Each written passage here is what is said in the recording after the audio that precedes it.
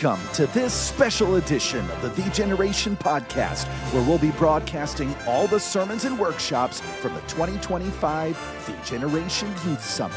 I'm Bobby Bosler, and in the Heritage Center on Thursday morning in one of our Conquer workshops, Zachary challenged us to face one of the biggest battlegrounds of our generation, our phones. In this session, Buy Back Eternity, he opened Ephesians 5 to remind us that our time is God's gift and that technology should serve us, not enslave us. With transparency and practical conviction, he shared how to redeem our moments, guard our focus, and use our devices for eternal impact. Here's Zach Reed with Buy Back Eternity, Principles for Using Technology.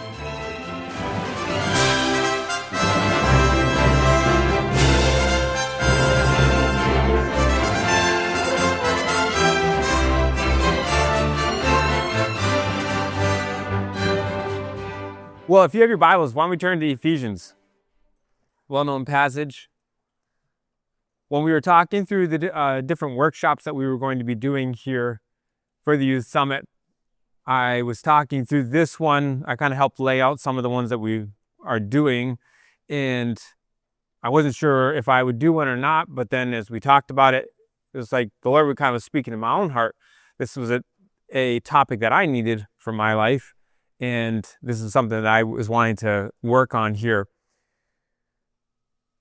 So, title of it is Buy Back Eternity, Principles for Using Technology. And we're looking at Ephesians chapter 5 here. We're going to look at verses 15 and 16. How many of you have a smartphone? Just ask. How many of you have a smartphone? Okay, so that's most everyone in here. I have one. I've had one for few years now, and I don't know about you, but how many of you have probably because you're in here, there's a reason why, but how many of you have found yourself spending way too much time on this device? Okay, I'm in that same boat. If you have an iPhone, you probably you can look at the stats on the iPhone and you can see how many times have you picked it up. You can see how many notifications that you get. I think the average times that people pick up their cell phone is like 4.3 minutes a day is the people, again, everybody's different. There's multiple people that have phones, but it's a lot. We use our phones quite often. This week, especially these couple of days, I'm using my phone, feels like nonstop, and just getting text as we are working on the Youth Summit. But here's something that I've been burned about. I'm a millennial. Most of you probably a Gen Z. Some of you, the iPhone came out 2007. I was just graduating from high school at that point. Some of you, was any of you born after 2007? So some of you have been, all you've known is smartphones. You've grown up with it. I don't feel like I'm that dated, but I do remember dial-up. I remember some of the things that were, took time. You had to wait a while for even the computer to get connected to the internet.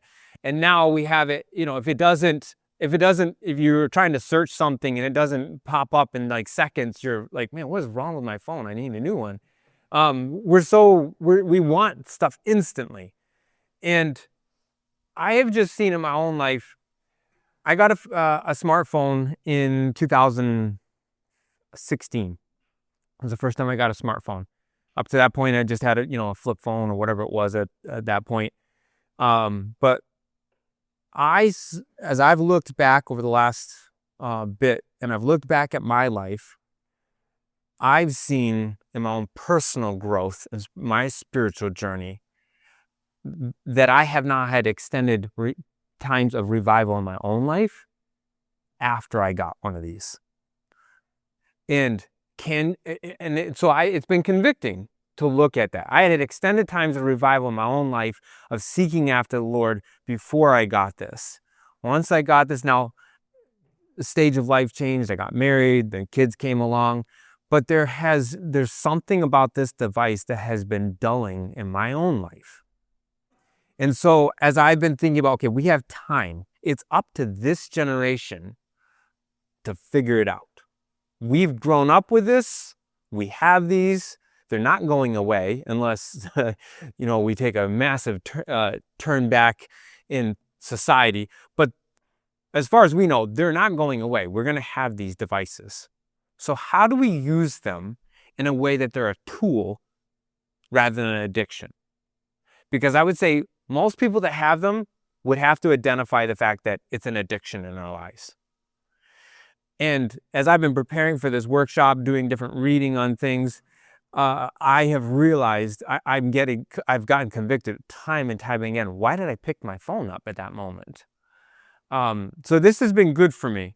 So I hope this will be good for you all. I am challenging us, and we're going to look at these verses.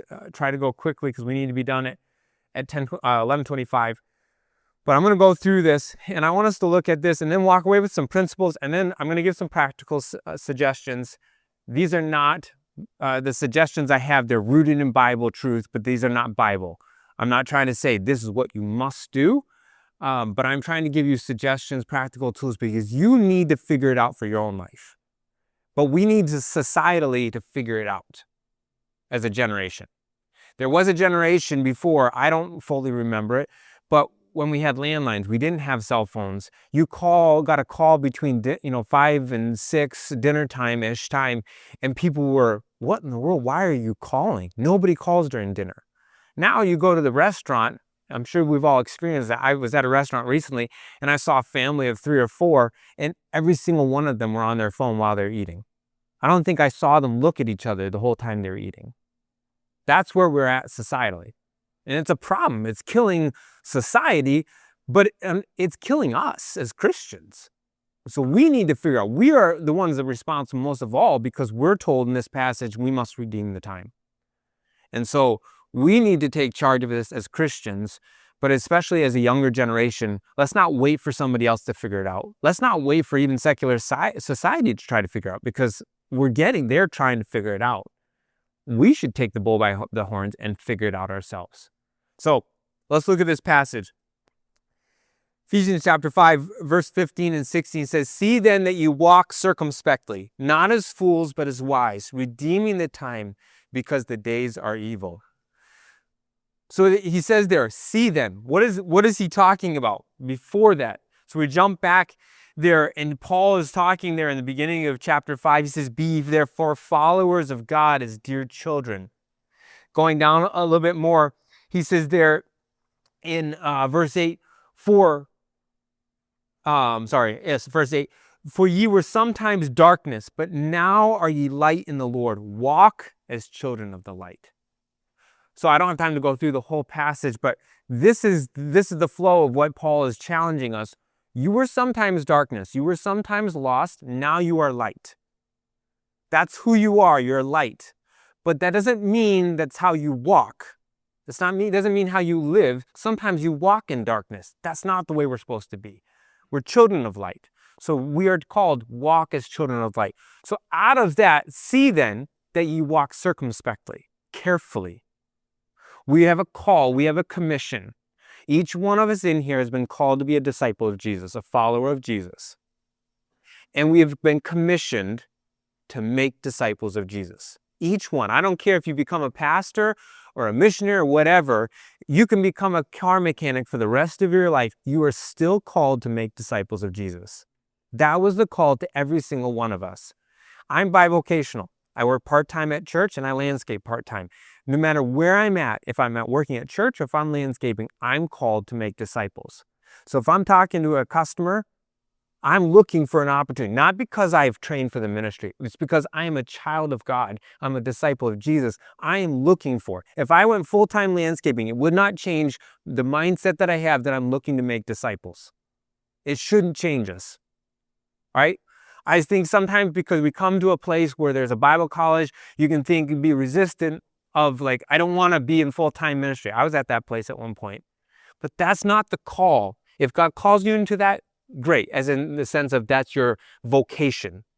But we are all called full-time to serve Jesus and called to make disciples of Jesus no matter what vocation you live in. My dad has been a pastor. He's not a pastor now, but he works full-time he has a sawmill that cuts logs, but he is in the business of making disciples. Every Monday night, they have a group of teen boys from the local high school that come in for a Bible study. They've ranged anywhere from 10 to 20 kids coming every Monday night for a Bible study. They're in the business of making disciples. Some of those boys have worked with him, but that's his life. He's about making disciples, no matter what vocation he lives in. That's the same call for each one of us. So in that, you're called as children of light. You are called to make disciples, to be a disciple of Jesus. So therefore, we need to walk circumspectly. We need to walk accurately, is what it's saying. As a kid growing up, I was notorious for finding landmines that dogs left behind. I don't know why, but it seemed like I'd go and play and I'd come back and I'd always had that telltale smell. And I'm looking at my shoes and oh man. I got to the point finally where wherever I went, I walked circumspectly.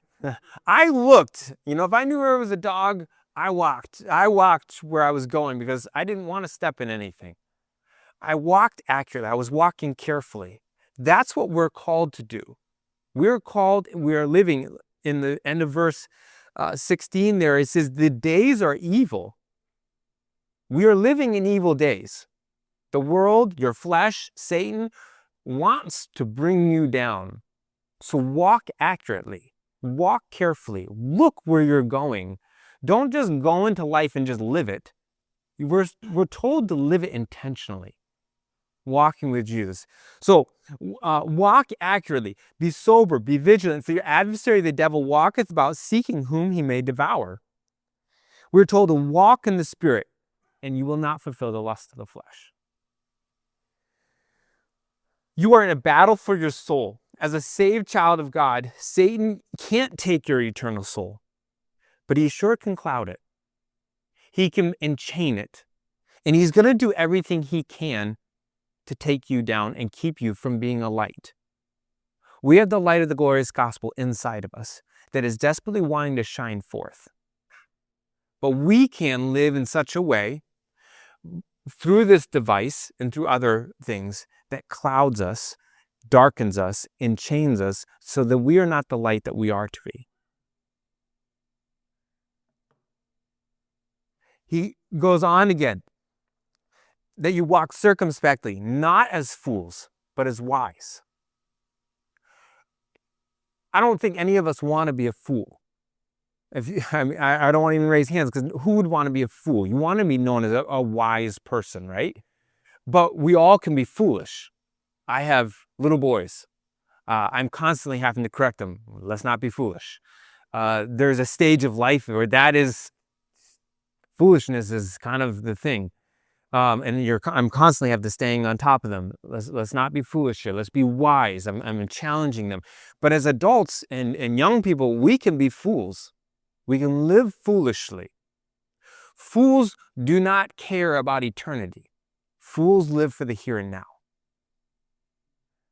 Wise people recognize wisdom is seeing life from God's perspective. Foolishness or fools see life only from a human perspective. Human perspectives are very short-sighted. Yes, we have visionaries that can think beyond, but they only think maybe 100 years, maybe 200 years at best. It's rare that a human would see vision that long. God's eternal. His picture is bigger than what we can see. We live life now. We don't know why we go through things. Sometimes things happen in our lives and we go, I don't know why that happened. We're commanded in everything give thanks. So we walk in victory, maybe in that bad circumstance that happened, except God gave this to me. And sometimes God lets us see it.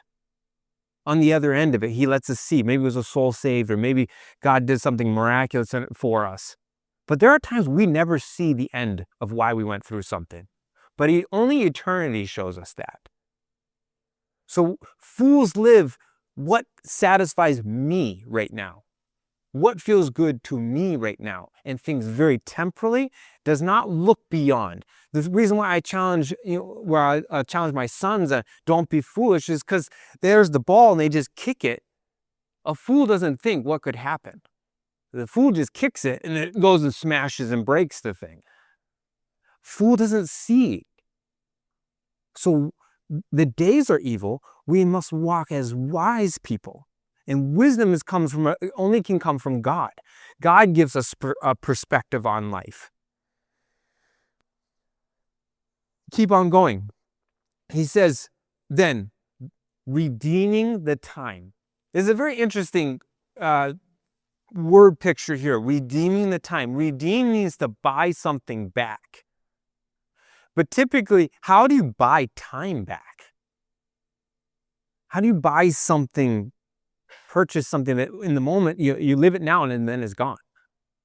How do you buy that back? I believe the principle is seize every moment that's in front of you for eternity. Right now, you have an opportunity to seize the moment. We're in a workshop. You could check out. You could daydream. That's not seizing the moment. Now, I'm doing everything I can to deliver something that is good for you to hear and listen to. But the reality is you can only seize this moment. This stage of life. I'm in a stage of life. I have 4 kids, 2 twin boys that are 7, a 5-year-old and a 3-year-old. I'm in a busy stage of life.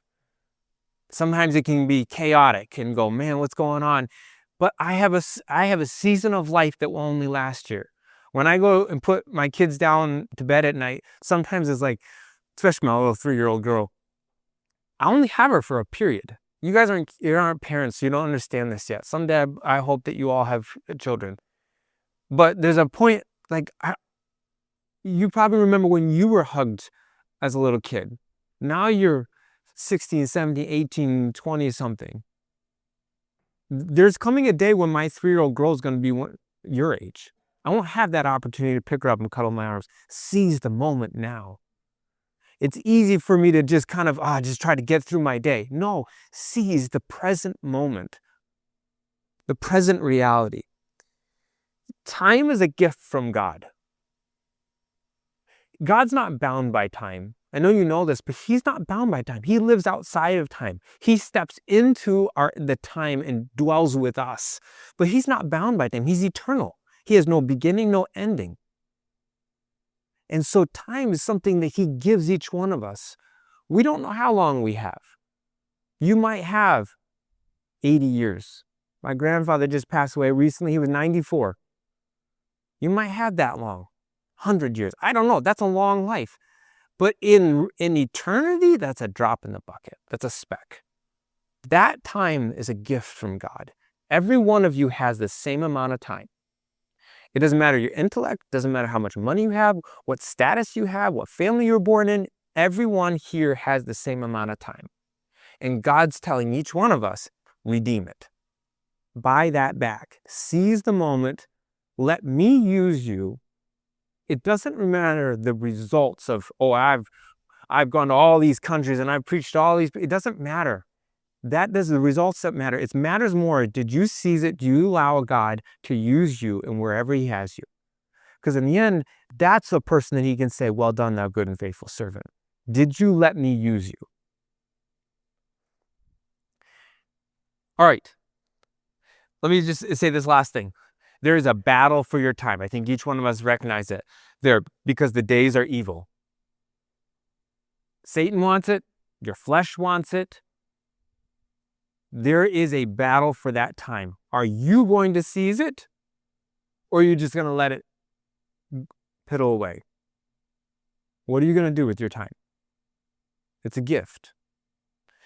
I have to say, if I was to give my testimony, I look back at a lot of years of my life, especially my teen years, because I was living it for myself, that much of it is just wasted. Did I learn things? Yes. Do I have things? I mean, those are the years I first started my learning landscaping, so my business now is based out of those years. So it's not like it was a total waste, but for God, it was a waste. I lived it for myself.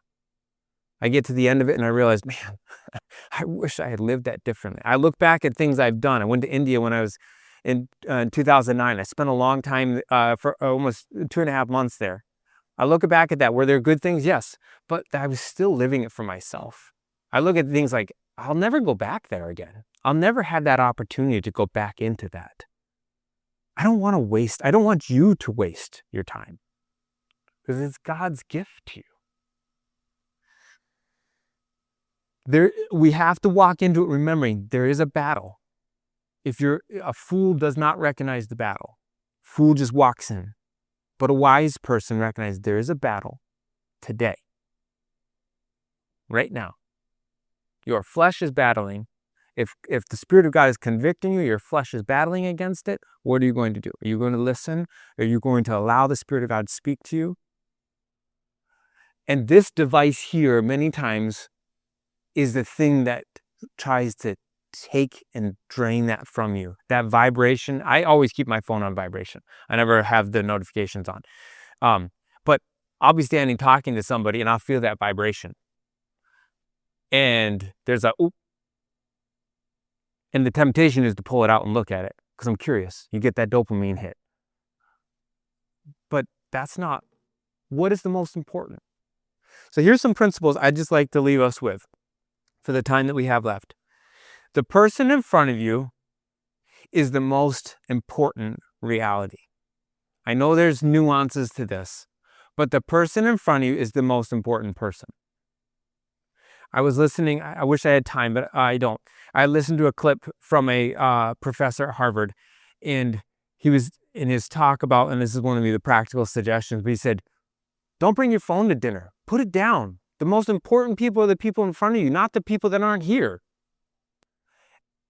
I don't know how many times, I'm sure you've had it, where you've been talking to somebody and they got a text, and while you're talking to them, they pulled it up and they're like texting while you're talking. How many of you have had that happen to you? Okay?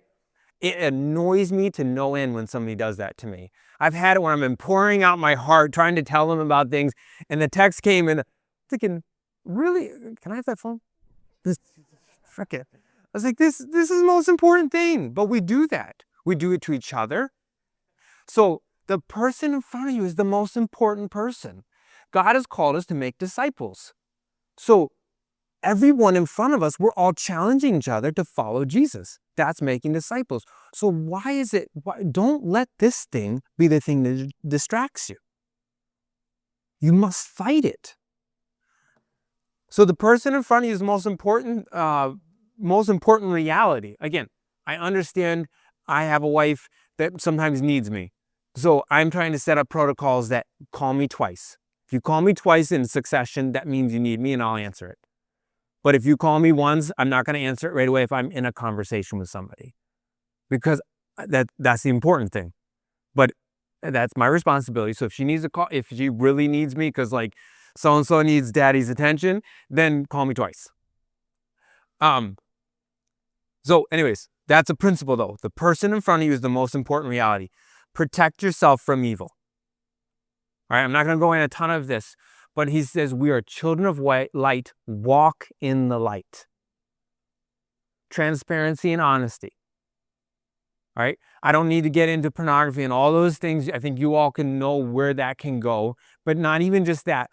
How many times have you been looking at your phone and it was totally something fine, but somebody else, like your mom or somebody else came into the room and you like went out of it? There was nothing wrong with what you were looking at, but you shouldn't have been doing it in that moment.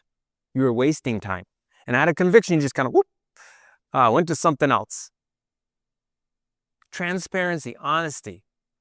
Your phone, young people, your parents should be able to pick up your phone at any point and look at it. Yeah. Okay? I remember the first time, I don't know if I never thought I couldn't do that, but I remember not long after we were married, and my wife picked up my phone and started looking at it. And the first feeling inside of me was like, what are you doing? That's my phone. But we're one. But I was possessive of it. I had to work through that and realize, no, there's nothing, I don't have anything to hide, or I shouldn't have anything to hide. That's okay. So she knows my code, she knows my passwords, everything. Sometimes I'll come out and I'll see her just on my phone going through my text. And I'm like, what are you doing? She's just reading your text. Your life's more exciting than mine. Okay. Or she's like, you never tell me things. I was like, oh, sorry. So that's how she finds out what's going on in staff, is she just looks at my text. But I have an open policy. She can open my phone up at any point and look at it. That's okay. Your parents should have the same thing. If we're walking in light, it shouldn't matter. So I would encourage you to have an open policy with your parents. They can look at your phone anytime you want. Anytime they want, they can pick it up and look at it. Don't have a resistant spirit. Live transparent. But you need to walk in transparency and honesty with that device. That device is so personal. I don't have a screen protector, but I was noticing some people have screen protectors. You're just holding at a slight angle. I can't even see what's on that phone. I'm not saying it's wrong to have that, but you can look at so much on this device and nobody knows. And people are left in bondage for life because of things that they find on this. I'm not saying you can't get out of it. You can. God is able to deliver us and free us from anything morally, and not just pornography, gaming. Let me just challenge you on this. Gaming can actually be one of the most addictive things. Yeah. I'm working with a guy right now that is both pornography and gaming. And honestly, the gaming side of things has been more challenging to get him free from than the pornography. So I'm just challenging you on that. I'm not saying you can't play a game or not, but I'm a competitive person. I don't game. I've gamed some before, not much at all, but I have before, and it's addicting. I found myself going after every single level, I did something over Christmas where I was looking for something. I got a little simple game, and I'm like, wow, this is addicting. I had to delete it. I don't normally do it, but I did it, and I was like, I can't. So I'm just challenging you. Be careful with it. But walk in transparency and honesty. All right, got just a couple minutes.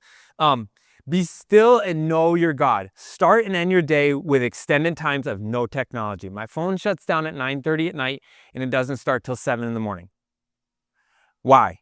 Because I know my own self and my own flesh and my addiction, my tendency is to pick this up and look at stuff. When I get up in the morning, I'm trying to discipline myself. Even text, I don't answer. I don't look at emails. I don't look at anything until 7 o'clock. But because I need to have my devotions before, I need to have my time with God. This thing dulls me. When I start looking at stuff, I don't have an appetite for God. So I'm setting principles up. I can't do this. Okay, I'm 36 years old.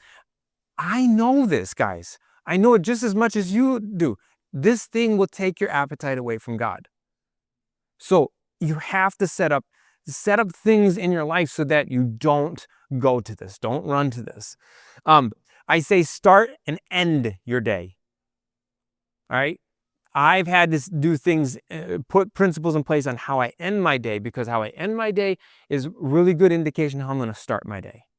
What I'm thinking about. If I'm looking at the sports scores, whether good or bad, if my team lost, I'm like, oh man, my teams have been losing. So, I can have this down in the dumps feel because my team didn't win.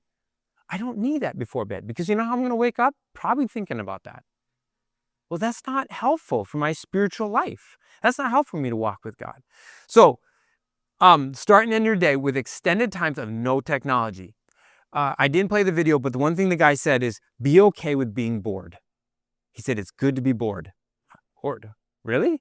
He said, it's when you're bored, that's the time in life that your brain switches and starts thinking about things like meaning, purpose of life.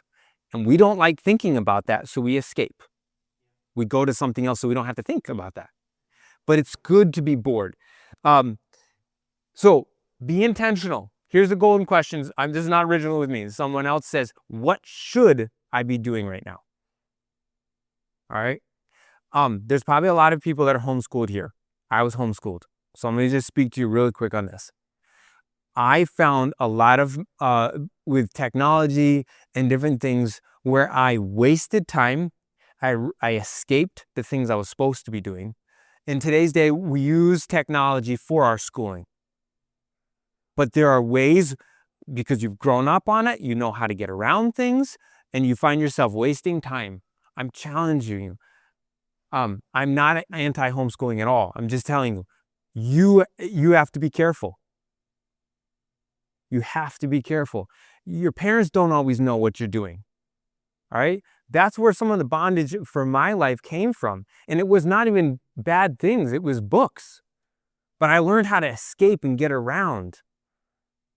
And I learned to escape to something. So when a technology came in, that's where I already built that into my life, and I just escaped. And so I'm challenging you on this. Be careful. So be intentional. Golden question. What should I be doing right now? What homework should I be doing? Is there something in that house I should be doing? It's probably not this that I should be doing right this moment. All right, 2 minutes. Practical suggestions. No phone at dinner time. Your parents maybe have already done this, but no phone at dinner time, please. I would just challenge you. It's the people in front of you that's most important. Don't take your phone to bed. I'm now putting my phone across the room and I'm charging over there. I set my alarm over there.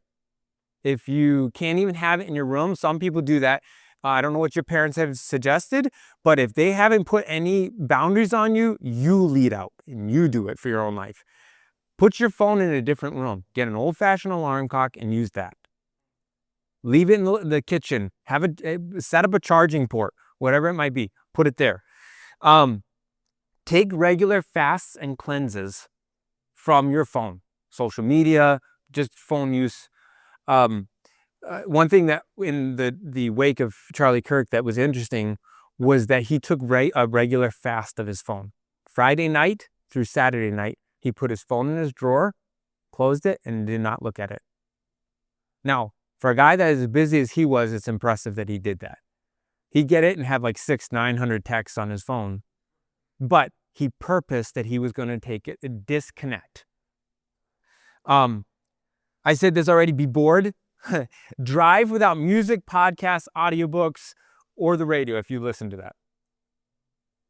Drive without it. Be able to be in silence. I do that now. I just don't even listen to something. I used to always be listening to something. Then I dropped my earbud out as I was mowing. I pulled my earmuffs off. My earbud dropped out, went into the mower, and melted. I was like, well, I guess I'm not using that anymore. So I've been like 2 months now without listening to anything. And it's actually been good for me. I've been able to think and pray. And so it's been good. Here's another suggestion. Maybe set times to respond to texts. One guy did it where he did 9 o'clock in the morning and 5 o'clock in the afternoon. Those were the times he would respond to texts. Personally, when I come home, I am setting my phone aside. When I come home, it's anywhere between 5 and 6, depending on where I'm working. I'm setting my phone aside and I don't go to it till the kids are in bed at 8 o'clock. And then I'm only giving myself from 8 to 9 o'clock to respond or do anything on my phone. And then after that, it's gone. Because my wife needs me. So set those things up. All right, I probably need to be done. I'm hearing people. Let me just say this. Turn off notifications. And to start your day with no technology, utilize screen time or other lockdown features. Turn your phone to grayscale. Somebody just told me about this. It's disgusting. But you take it and everything on your screen is gray. It's helped to minimize your desire to pick up your phone. I looked at it and I thought, yeah, I would not want to look at my phone. That's gross. I don't know if I can do that. Put your phone on Do Not Disturb during times of focus. And the other thing is, suggestion is no recreational internet viewing except for a given set time. So instead of just always whipping out, looking up different things, maybe say only on Friday night or only at this time can I look at it. Share those things with your parents. Share it with other friends. Allow people to be accountability partners in this. So I hope that was helpful. I need to let you go. But again, time is a gift from God. We are children of light. We need to walk in it. So buy back, seize the moments that God has given us, and may we walk redeeming the time. All right, thank you.